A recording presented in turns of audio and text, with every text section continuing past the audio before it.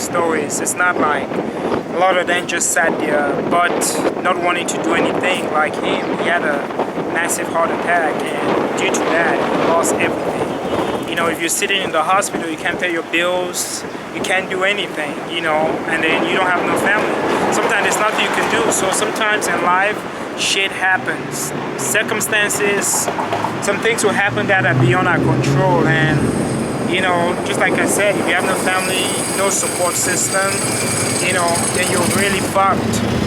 You know, so it's not looking at these homeless people like some lazy ass people who just want to drink or drive, but really being on the street, you know, almost like day 7 or 8, you know, it has really opened my eyes the way I perceive and the way I look at them, not just like some kind of bum who don't want to do anything with their life. You know, a lot of them went to school, had good jobs, like, you know, this guy I just talked to, he was a Navy SEAL, you know, and all of that, had a great job, you know, worked for his country, but look, you know, look at where he's at right now. You know, I also talked to a guy who was actually a pilot, and now, you know, he's homeless. You know, all these stories, you know, I've not really met anyone who just didn't want to do anything with their life, but, you know, I've met some great, I mean, most of everyone I've met, are people who've been inspired to actually do some great things with their life, and a lot of them have done, but due to circumstances, as I say, you know, like really spending all this time on the streets, I've really come to understand there's so many homeless people I've never ever known until I started paying attention. So homelessness is real. It's real stuff, you know, it's stuff we can't deny, but it's how we treat these people, you know. As I said, there are fathers, there are mothers, there are sisters, there are brothers, you know, so we just can't look away, you know, they're part of us. As long as one of them suffer, we're all gonna suffer, you know. We're all a collective consciousness and we're all one. And, you know, I feel very humble and very vulnerable, you know, being on the street right now, because it let me know that this thing can happen to anyone. Yeah, so I feel very weak and tired already. I'm on day 8. And I don't know if I can go further, but I'm gonna try to push on. I thought it was tough, I can do this, but it's not easy really being homeless. Yeah, you know, because number one, you have like no place to put your stuff. You have like no place you call your own. You know, everyone need a place, you know, privacy, you know, shower, get to use public showers, get to everything. It's almost like you're naked, you know, and all of that. There's no privacy, no security, you know, and all of that. It's almost like being taken from a plane and being dropped. You know, I'm like, hey, you gotta fend for yourself, you know. So it's almost like survival of the fittest out here. It's not what we think it is, you know. Me, myself, I feel the impact. I'm always like tired, you know. You know, it's hard, you know. No money, nothing, you know. It's crazy. Really crazy, yeah. Okay, I'm Kang. Nice to meet you, I'm Catherine. Okay. So, if you had any advice on homeless people, what would your advice be? My advice would be to, one, keep your focus on God. He definitely always makes a way for everything.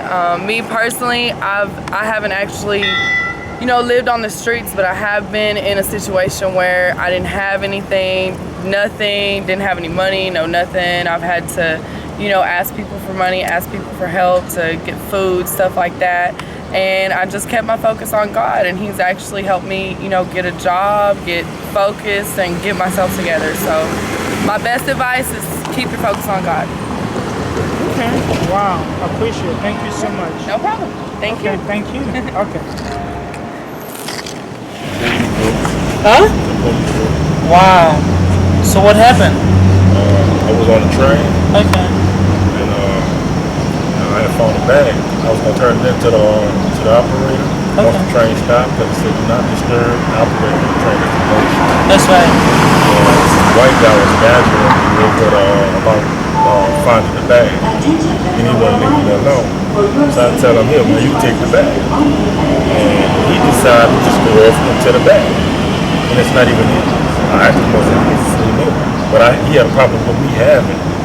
When I was going to turn it in, that was my first intention. So I take the bag from him. And he jumps up and he jumps on me. And I manhandle him. And I don't hurt him. And I tell him how real Jesus is in my life. And I let him alone. I told him, man, just leave me alone. Because now I have to pay for what I just done. Just showing off my little physical strength. That's right. So I sat down, and everybody on the train was rooting for that white guy over me or whatever. I don't know, there's a whole bunch of stuff going on out here. Cause I ain't from out here, and they don't appreciate people of where I'm from or whatever. Anyway, so I decided I'm gonna get off too, because it was a little bit too much for me all of a sudden. I'm just minding my business as usual. Wow. As soon as I stepped off the train, somebody kept on, this Mexican girl kept on tormenting me, saying some negative stuff towards me, and I'm going word for word with her. Instead of just moving on, I decided to get back on the train because it wasn't my stop. That's right. And when I get back on the train, the doors closed. Back then, that happened about 2 weeks ago, I had a bag that you pulled. So I'm standing on the train with my bag in my hand, when you pull, holding on to the pole, expecting the train to take off. And one of the doors open, the officer got on the train. And I'm so into what's going on around me, I'm not even paying attention to what the officer said. But I know I was glad that the officer finally got on the train. So next thing I know, man, I looked over my shoulder and bam, he was right there on me. He was taking me to the ground, hard. It was over. He took me down, man. I don't think he wasn't supposed to do that. I didn't much know the guy was even talking to me, and he broke my leg up at the bottom down here. First time I ever been in a booth, first time I ever had my leg broken and everything, but that's what happened to my leg. That happened on June the 1st, between 5:30 and 6:30. Then about a week later, I was going to the store down here. I'm homeless and all, so I don't have a curfew. I decided I was going to turn in before 12 o'clock. On my way to the bus stop, I get to the corner, and I try to take a breath. It was my first time. This is my first day inside of my boot. That's right. Try to take my breath. That boot was loose at the time. I didn't know that I could actually tighten it. Whatever the doctor did, I left it as that. And I was on a crutch, 2 crutches. So I'm trying to catch my breath at the corner. I decided I'm going to sit down and kick my leg out a little bit. And some guy came across the street, man, and take one of my crutches. So I stand up. I stood back up and I asked him, man, big old dude too. I'm like, man, what's up? What you got my crutch for? That's right. And he didn't really say too much. He just gave it back. And so I took my crutch and I go back to sit down. And next thing I knew, 2 guys was coming up the street. And they was walking fast. And he grabbed my crutch again. The big guy, he grabbed my crutch again. And then they just started swinging knives at him, just slinging knives at him and stuff. And so one of the guys that was slinging the knife at him grabbed my other crutch. Well, I'm still sitting on the ground, so they're in the middle of the street fighting with my crutches. So I had to get up and try to get my crutches. I'm begging them, please give me my crutches, because I couldn't walk at the time. And I'm not knowing that the boot wasn't tight enough. But when they gave me this boot, it was loose. I didn't know that they asked me to walk and I couldn't, So anyway, that was the first day I got my boot and my crutches. So I try to get my crutches back. 2 police officers on foot, they just stopped or whatever and let the people go about their business. So as I'm going back toward the direction I was heading in, man, one of the guys that was trying to stab the other guy smacked me in the face and was screaming, talking about I gave the dude my crutch. And I don't know none of these people. The police right there, and they don't do nothing. So I just keep going about my business. And next thing you know, the dude that smacked me, him and about 20 people just jumped on me. And they skinned on my body up. I was all skinned up. That happened about 7 days ago. Wow. Yeah, all my back, my arms, hands. See, I've been peeling scab for a while now. My knees. I mean, it scared me up real bad. And when I had the crutch, I swung and I accidentally hit somebody. I mean, she was with them, but she didn't have a part of it, and she got 7 stitches. I saw her 2 days ago, and I went to see her at the hospital because the police told me I had an innocent bystander, but they let me go. And but I never really got a break out here in Houston. I mean, I'm surprised I'm still living. I'm surprised, totally surprised. So how did you become homeless? When I came to Houston. Wow. I came to Houston. Did you used to work? Yeah, I mean, most of my jobs was under the table, making cash money, like washing cars. I'm a professional auto detail. I do cars well, inside, out, front, back, top, bottom. That's my motto. It's a lot of work I've done in my life. I'm similar to a jack of all trades. I did it all: roofing, stadium, you name it. General label, general cleanup, construction. Name. I did I did a lot in my life. So where's your family? Well, my family. On the street. Well, I have a family, but it's like an awkward situation. I come from a rough city. And my family is What good. city you come I'm from? from New Orleans. Okay, Yeah, New Orleans. I'm from New Orleans. Yeah, I got a good family, nice family. They moved down to earth. Everybody they very civilized. You know, they go to. It's about going to school and becoming somebody in the future once you graduate from high school. And if you don't do that, you're young. Yeah, my family, that's the kind of family I come like some kind of silver spoon type or whatever. That's right. Yeah, and I fought my whole life. I'm one of the guys, I'm one of the ones that just grew up. I mean, yeah, I'm very intelligent. I went to school, I got my education to my best ability, but I'm a good fighter, and I didn't take a lot of crap from anyone growing up. Even though I was a nerd, I still fight you if I had to. Not me being young and naive. If you call me a nerd, I might try to fight you. Yeah, I mean, I just me, I guess I'm the bad guy, or whatever. I don't know. But I have a family. I'm older now, I never asked anybody for anything. I climbed out a hole like this 2 or 3 times in my life before. And I always wanted to get out that city I grew up in. It took me 35 years to look at it. I've been out here about a year and a half now. I like Houston. I think I'm still on my 2 feet. There's still many opportunities, but it's just got a lot of bull stuff going on out here. With the homeless people, whatever they have, I don't know what it is, but I don't know. That's just how Houston is. And every week is something new, something different, this, that, and other. Either it's a female or it's some homosexual or it's police or something. It's always something. Nice, my leg. Nice, my leg. In this boot for approximately 6 more weeks. Well, I appreciate it. Yes, sir. Thank you for your story. Not a big I hope you feel better. Yes, sir. Okay, thank you. Can you help me get a bottle of water? Yeah, sure, no problem. Where? At the store down there. Okay. So I was just moved by the act of kindness. Oh yeah. I would hope that for someone like that. Where I'm from.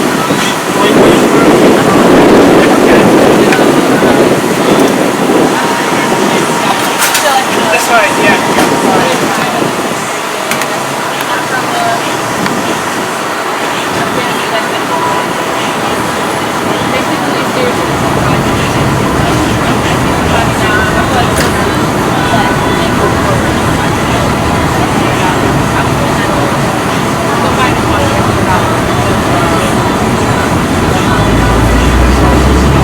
Well, little acts of kindness that you can just,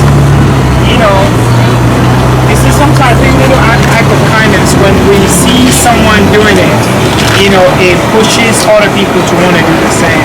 Yeah. So I was able to see it from afar, and so I was like, wow, okay, but I didn't think it was your father, but I was thinking if his father's there. I've seen some few people, whose parents are like, on the street or whatever, so they decided to come spend, Father's Day with them or whatever. Yeah. So when I saw it, I was very, very moved by it. So I said, oh, wow, let me ask you. Well, and I'm a Christian, and it always says, you never know if it's an angel in disguise. I would never want to be that person who would turn my back on someone and that's God saying, what do I do? How you treat the least of us is how you treat him. So I just, anything that I have is not mine. It's all given to me. So to be a good steward, I have to, if possible. Not saying I'm not perfect, and there's times where I don't want to be bothered, or if I don't even have half. But I mean, I don't know. So if you had any advice on people, who maybe you might run across a homeless person, what advice would you have for them if they meet a homeless person? Because what I've noticed is, the way they've been treated, like bombs or whatever. I've been around, like really talking to these people, spending some time with them. Their stories of just, some of it moves me to tears. I'm just like speechless, and I'm like, wow. What advice would you have, when people meet them, Yeah. I mean, I would say everyone has to, and I've been dealing with this myself, no one is above anyone, and we all need to be humble. And if you think about it in retrospect with just like the economic status and the recession and things, a lot of people are only one check away, you know, one layoff away, one bad mistake where they don't have a job or they're right there on the street and have nothing else to do. So it's like, if we humble ourselves and realize that, you know, if not but the grace of God that we are where we are, you know, and everything we give will be given back to us with multiplied 10 and 100, like, then it's not a big deal to ever give anything. It's not, because you'll never, you can't be God-given. So it's never really a big deal. And I mean, that could be me. You know, I'm one bad mistake from being there or being in jail or from not having a house or not being able to do anything. So but if we realize that and not think like, you know, because we're somewhere right now due to nothing of our own, because obviously like I said, you know, everything is given to us, then it won't be a big deal to ever step outside and put yourself in their shoes, because that could be you, that could be your mom. What if it was your dad? You know, how would you want somebody else to treat them? Amazing. Wow. Thank you. You've inspired me. Thank you. For sure. I'm trying, work in progress. Nothing I'm saying is law, but you know, it happens. Thank you so much. Thank you. Yeah. Wow. Okay. You have a great day. Yeah. So what's your name? Torrin Alexander. So how long you been homeless? Maybe about 10 years or so. 10 years? Yeah. So your family know you out here? You're homeless? Well, yeah, they know I was homeless. Yeah. So do you have family around Houston, around here? Yeah, I can't find it. I don't know where. Yeah. Okay. So were you ever married? You have kids?